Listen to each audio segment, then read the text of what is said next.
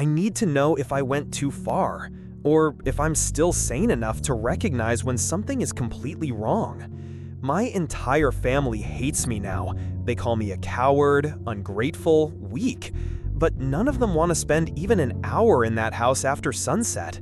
So maybe I need a second opinion from strangers on the internet, because honestly, I don't know who to trust anymore. My grandmother Carmen was always peculiar, not in the cute sense of an eccentric old lady who collects cats or talks to herself at the grocery store.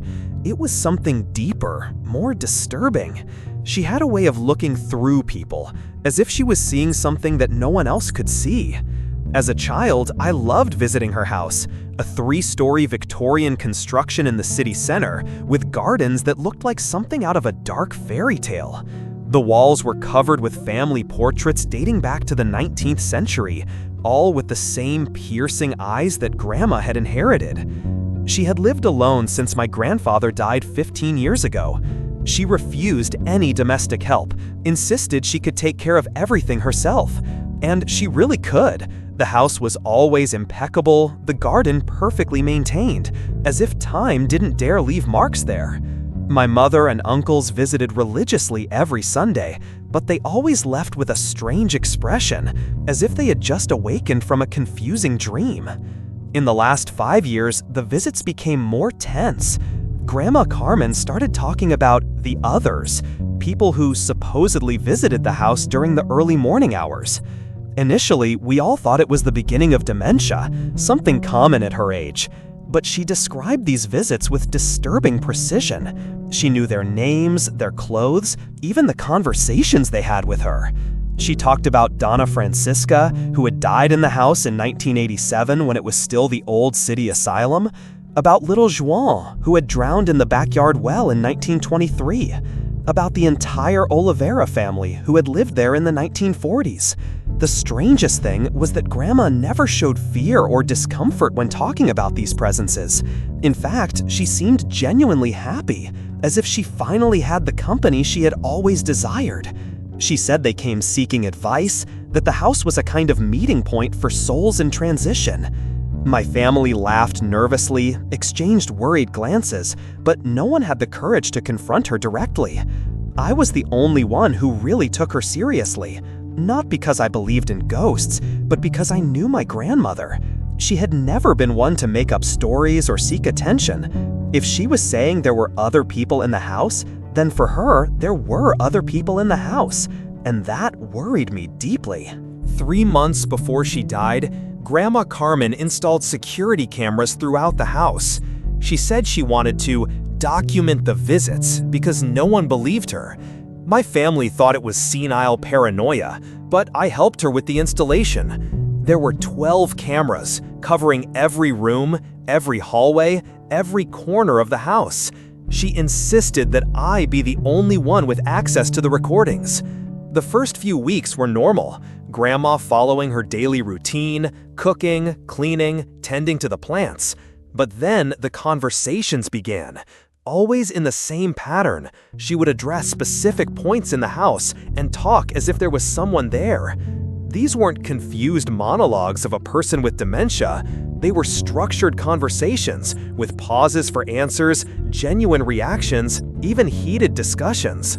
The first time I watched the recordings, I felt a chill down my spine that I couldn't explain. Grandma was in the dining room, setting the table for 6 people. She placed plates, silverware, glasses, as if she was expecting guests. Then she sat down and began to talk. Donna Francisca is worried about her grandson, the one who lives in Sao Paulo. He's not well. He's been drinking too much since his wife left him. Pause. Yes, I know you've already tried appearing in his dreams, but maybe that's not the best approach. You scare him. Another pause.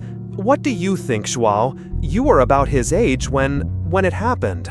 The recordings followed this pattern for hours. Grandma talking, serving invisible tea, even laughing at jokes only she could hear. The most disturbing thing was how her personality changed during these interactions. She became younger, more energetic, as if the presence of these visitors revitalized her. I showed the recordings to my mother, who was devastated. We scheduled an appointment with a geriatrician who diagnosed advanced dementia with visual and auditory hallucinations. He prescribed medications, suggested hospitalization, but Grandma flatly refused to take any medicine or leave the house. She said that the others needed her, that she was the only bridge between worlds. The situation worsened in the last few weeks. The conversations became more intense, more frequent. Grandma would spend entire early morning hours walking through the house, talking to her invisible presences. She lost weight drastically, started forgetting to eat and sleep.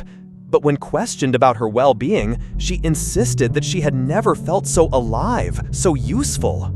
The family decided to intervene. My uncles wanted to hospitalize her by force. My mother cried every day. My cousins talked about legal guardianship. I was the only one who still visited the house regularly, trying to convince her to accept help. It was during one of these visits that she told me about the will.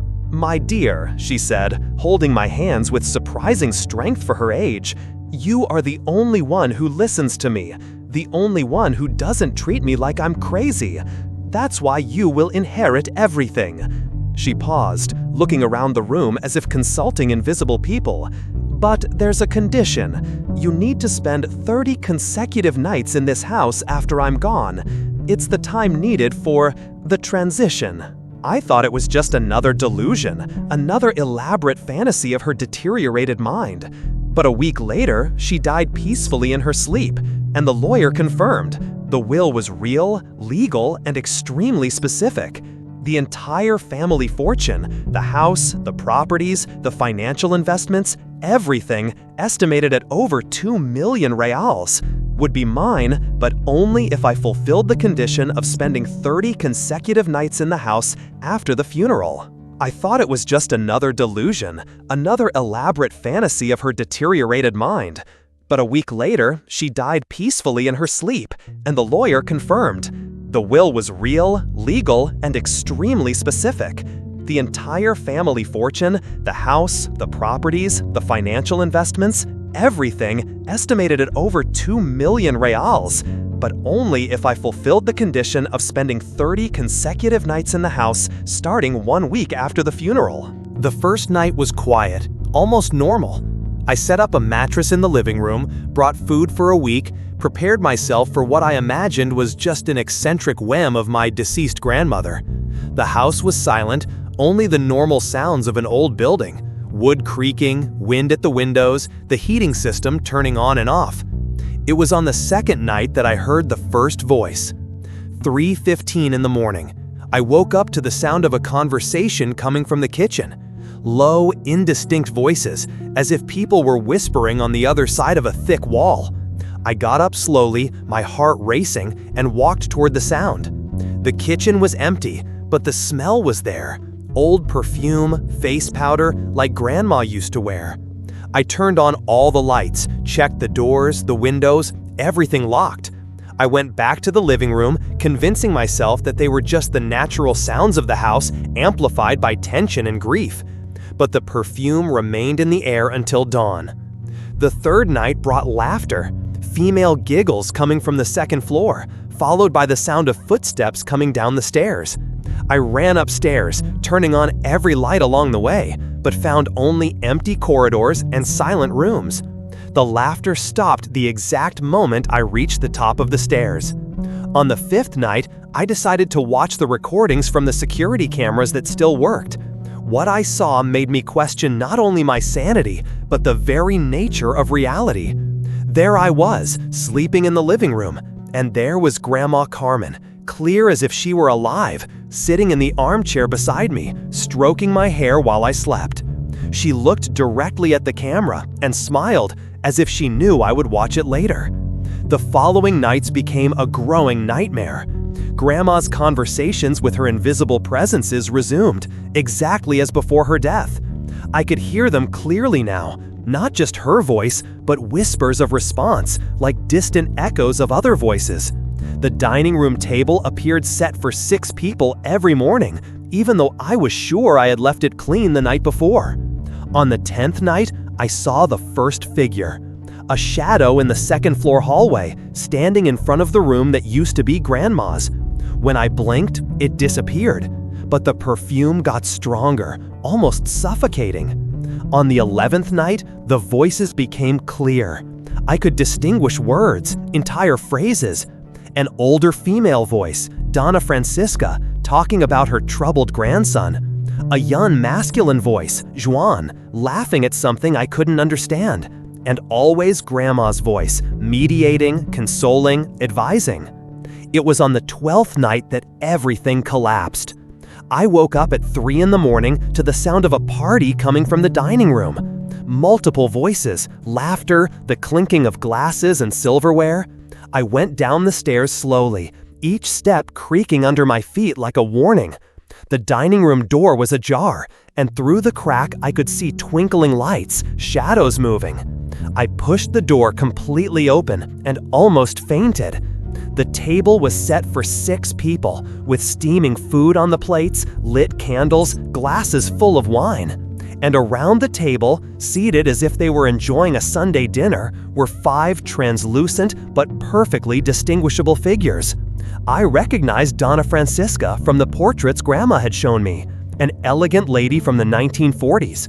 Juan, a boy of maybe 12 years old with period clothes, and others I couldn't identify, but who clearly belonged to different eras, different decades. And at the head of the table, presiding over that impossible gathering, was Grandma Carmen. Not the frail and sick Grandma of the last few months, but a younger, more vibrant version, radiating an energy I had never seen in life. She looked at me and smiled. "My dear, you arrived just in time. We were just talking about you." I ran. I literally ran out of the house, without looking back, without taking my things, without locking the door. I drove to the nearest hotel and locked myself in the room, shaking like a leaf. I called my mother, my uncles, anyone who could help me process what had happened. No one believed me.